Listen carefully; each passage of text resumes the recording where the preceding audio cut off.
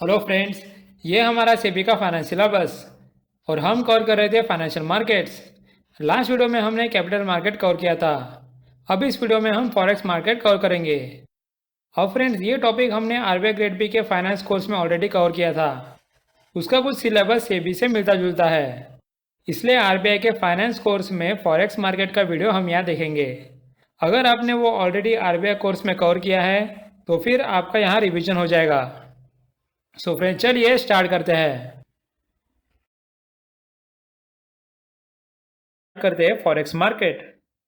हमारे सीरीज के सबसे पहले वीडियो में मैंने बताया था कि आरबीआई पूरा फॉरेक्स मार्केट को संभालता है, लेकिन इस मार्केट में बहुत साल पहले आरबीआई के लिए कुछ भी काम नहीं था।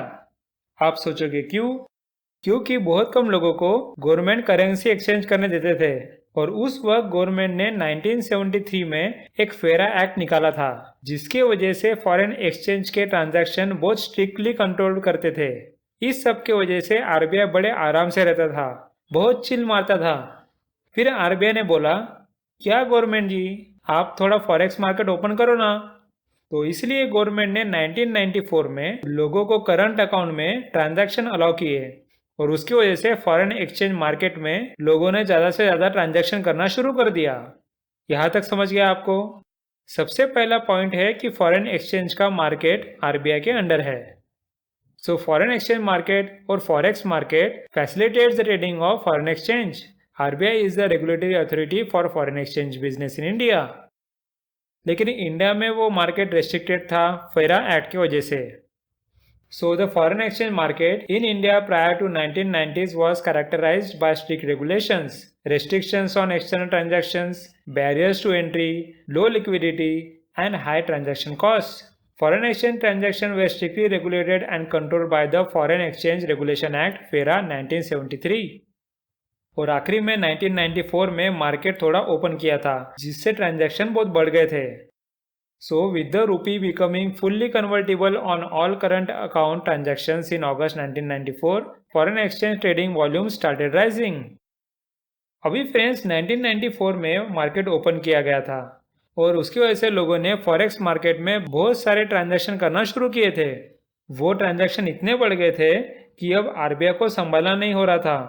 आरबीआई ने फिर गवर्नमेंट से बोला, अरे गवर्नमेंट जी, मैंने तो आपको बस थोड़ा ही मार्केट ओपन करने को बोला था, आपने ज़्यादा ही किया। अब मुझसे ये संभाला नहीं जा रहा, मुझे आप हेल्प करो। तो आरबीआई की हेल्प करने के लिए गवर्नमेंट ने 1999 में फेमा एक्ट निकाला।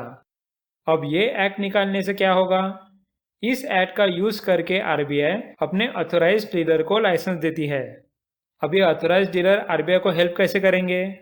ये डीलर्स आरबीआई के इंस्ट्रक्शंस लेके फॉरेक्स मार्केट को संभालते हैं। मैक्सिमम ऑथोराइज्ड डीलर्स बैंक्स या फिर फाइनेंशियल इंस्टीट्यूशंस ही होते हैं। सो यहाँ सबसे पहला पॉइंट फेरा की जगह फेमा आया।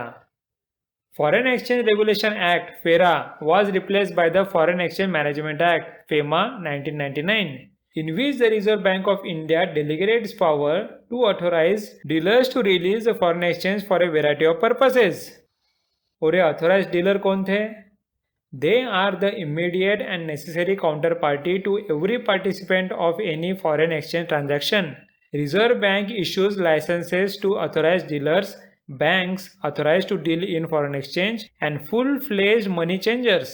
Licenses are also granted to financial and other institutions for carrying out the specific foreign exchange transactions related to their business activities. यहाँ तक आप सब हिस्ट्री समझ गए? अब हम देखने वाले हैं कि आरबीआई ने ऐसे कौन कौन से ऑथोराइज्ड डीलर्स निकाले हैं। आरबीआई ने ऐसे 4 कैटेगरी निकाले हैं। एक है AD1, that is authorised dealer category 1, then AD2, that is authorised dealer category 2, then AD3, that is authorised dealer category 3, और लास्ट में FMMC, that is full fledged money changers. हम सबको ब्रीफ में समझते हैं। यहाँ मैं आपको रिक्वेस्ट करता हूँ कि फुल फोकस करो, क्योंकि आगे मैं बहुत इंपॉर्टेंट टॉपिक एक्सप्लेन करने वाला हूँ। ओके, सो पहले हम समझते हैं AD1 और AD2 कैटेगरी को। सोचो कि ये फॉरेनर है और वो इंडिया में आया है। अभी इंडिया में आने के उसके क्या काम हो सकते हैं? एक तो ट्रेड, मतलब उसे कोई चीज़ खरीदनी है या बेचनी है। नेक्स्ट वो बाकी सर्विसेज के लिए आ सकता है। जैसे कि इंडियन यूनिवर्सिटी में एजुकेशन या फिर हॉस्पिटल में मेडिकल ट्रीटमेंट वगैरह। ओके। और थर्ड, वो कंपनी को खरीदने आया होगा या फिर जमीन खरीदने आया होगा। ओके। ये 3 सिनारियो हो सकते हैं। यहाँ से आगे बढ़ने से पहले मैं आपको एक कंसेप्ट समझाता हूँ। यहाँ पहले दो चीज मतलब ट्रेड और सर्विसेज को हम करंट अकाउंट ट्रांजैक्शन बोलते हैं, और थर्ड दैट इज कंपनी के शेयर्स लेना या लैंड बाय करने को हम कैपिटल अकाउंट ट्रांजैक्शन बोलेंगे। यहाँ अगर मैं आपको बिल्कुल शॉर्ट में इन दोनों का डिफरेंस बताऊँ तो ये याद रखो कि करंट अकाउंट ट्रांजैक्शन बहुत शॉर्ट पीरियड के लिए होता है, जैसे ट्रेड या सर्विसेज 1 साल के अंदर हो जाते हैं। अगर एजुकेशन भी 2 साल का है फिर भी वो बस फर्स्ट ईयर की ही फीस भरेगा, राइट। इसलिए ये वाले ट्रांजैक्शन 1 साल के अंदर के ही होते हैं। और कैपिटल अकाउंट लॉन्ग टर्म के लिए होता है। कंपनी के शेयर्स या लैंड वो अपने मर्जी से जितने साल तक खुद के पास रखना है वो रख सकते हैं। समझ गए अब अच्छे से डिफरेंस? अभी हमारे ऑथराइज डीलर्स को समझते हैं। AD1 मतलब ये सबसे बड़ा डीलर होता है। उसे सभी चीज़ों के ट्रांजैक्शन के लिए फॉरेन एक्सचेंज करना RBI ने अलाउ किया है, ठीक है। लेकिन AD2 को सब ट्रांजैक्शन अलाउ नहीं किया है। यहाँ उसे करंट अकाउंट में ट्रेड छोड़ के सब ट्रांजैक्शन करना अलाउ किया है। मतलब उसे बस सर्विसेज के ट्रांजैक्शंस के फॉरेन एक्सचेंज करना अलाउ किया है। ओके। अब जो मैंने आपको यहाँ समझाया वो आगे हम पॉइंट्स में देखते हैं। सबसे पहला authorised dealer category 1। So this category of authorized person can undertake all types of current and capital account transactions. Generally, commercial banks, urban and state cooperative banks are authorized by Reserve Bank to function as AD category 1.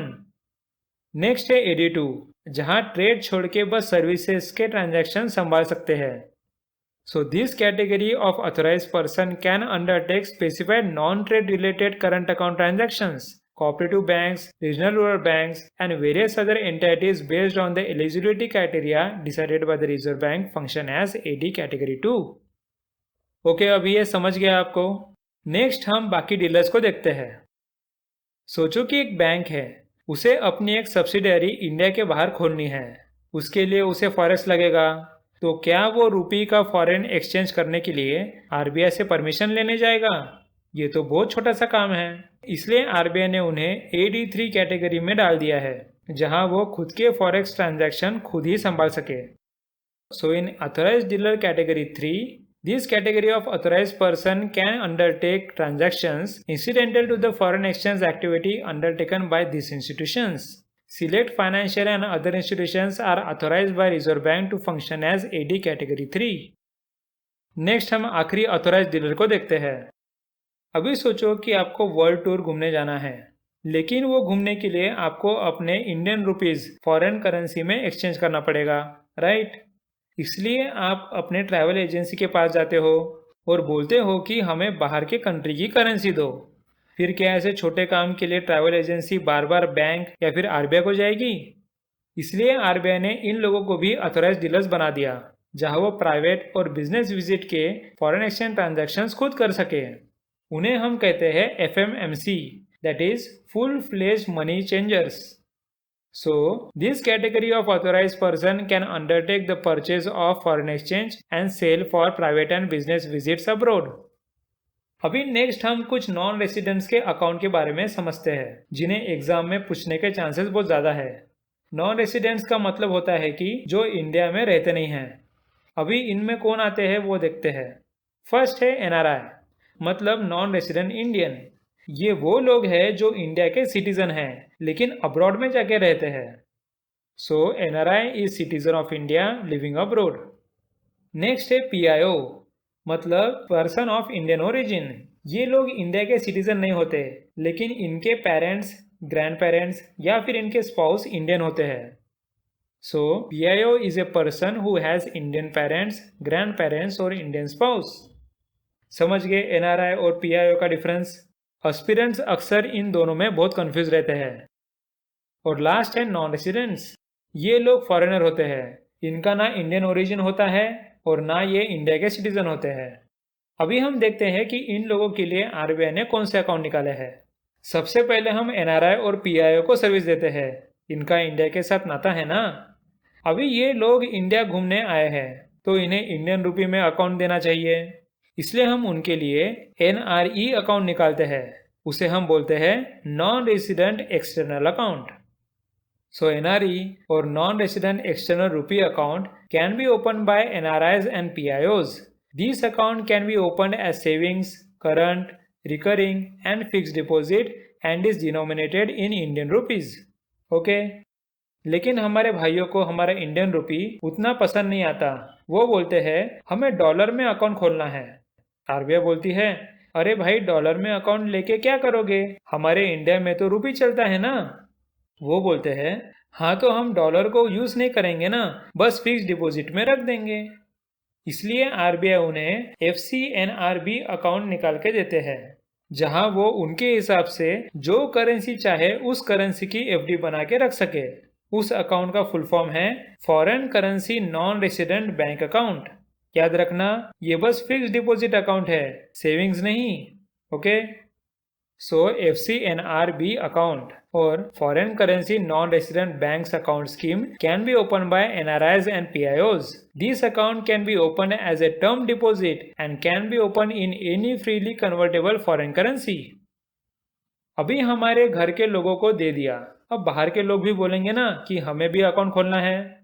तो जिस तरह हमने NRI और PIO को NRE account खोल के दिया, उस तरह नॉन रेसिडेंट लोगों को हम NRO अकाउंट खोल के देते हैं। इसे हम non resident ordinary rupee account बोलते हैं। सो NRO और non resident ordinary rupee account can be open by any non resident. This account can be open as savings, current, recurring and fixed deposit and is denominated in Indian rupees. लेकिन non resident इतने में खुश नहीं रहता। वो RBI को बोलता है सर ये सब छोटे अकाउंट है और मैं यहाँ बड़ा बिजनेस करने आया हूँ, आप मुझे एक बड़ा अकाउंट निकाल के दो ना। तो आरबीआई बोलती है ओके मैं तुम्हारे लिए एक स्पेशल अकाउंट निकालता हूँ, लेकिन उसमें तुम्हें कोई इंटरेस्ट नहीं मिलेगा, चलेगा क्या? तो नॉन रेसिडेंट बोलता है चलेगा, बस आप जल्दी निकाल दो। तो आरबीआई उनके लिए एक SNRR अकाउंट निकालता है। उसे हम स्पेशल नॉन रेसिडेंट रूपी अकाउंट बोलते हैं और उसमें उन्हें कोई इंटरेस्ट नहीं मिलता। So special non-resident rupee account can be opened by any non-resident having a business interest in India for the purpose of putting through the bona fide transactions in rupees. The account can be opened as a current account and does not bear any interest. Friends last में video and करने से पहले मैं आपको कुछ important term बताना चाहता हूँ। आप में से बहुत लोगों को ये टर्म मालूम होंगे, लेकिन मैं फिर भी एक बार आपको एक्सप्लेन करता हूँ। सबसे पहला है एक्सचेंज रेट। ये तो आपको मालूम होगा कि फॉर एग्जाम्पल डॉलर का एक्सचेंज रेट है 100 रुपीज, मतलब 100 रुपीज देके हम $1 खरीद सकते हैं। So it is the rate at which one currency is exchange for another. Example $1 equal to 100 rupees. अभी ऐसा सोचो कि एक यूरो का एक्सचेंज रेट 200 रुपीज है। फिर क्या हम इन दोनों इंफॉर्मेशन की मदद से डॉलर और यूरो का एक्सचेंज रेट निकाल सकते हैं? बिल्कुल निकाल सकते हैं। बहुत सिंपल है। यह 1 यूरो $2 के बराबर हो जाएगा। इसे हम कहते हैं क्रॉस एक्सचेंज रेट, मतलब दो करेंसी रेट को क्रॉस करके थर्ड करेंसी रेट निकालना। So it refers to the exchange rate between the two currencies, each of which has exchange rate quote against a common currency. For example $1 equal to 100 rupees and 1 euro equal to 200 rupees, then 1 euro is equal to $2। अभी next बहुत interesting term देखते हैं। सोचो कि गुजरात में ICICI bank authorise dealer है और उसके यहाँ डॉलर का रेट चल रहा है $1 for 99.5 rupees.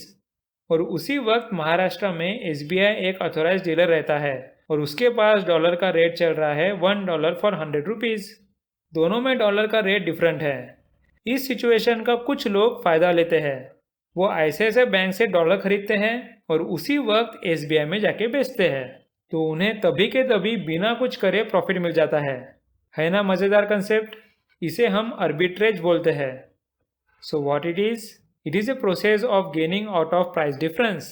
It means buying the currency in a financial centre where it is cheaper and selling it at different financial centre where it is costlier. So friends यहाँ हमारा फॉरेक्स मार्केट कवर हुआ और उसके साथ हमारा financial market पूरा हुआ। मैंने आपको बोला था कि फाइनेंशियल मार्केट दिखता छोटा है लेकिन है बहुत बड़ा। आई थिंक आपको ये समझने में बहुत मज़ा आया होगा और सब कुछ अच्छे से समझ गया होगा। अब आपको फाइनेंशियल मार्केट का कभी डर नहीं लगेगा। So thanks for watching and meet you in the next video.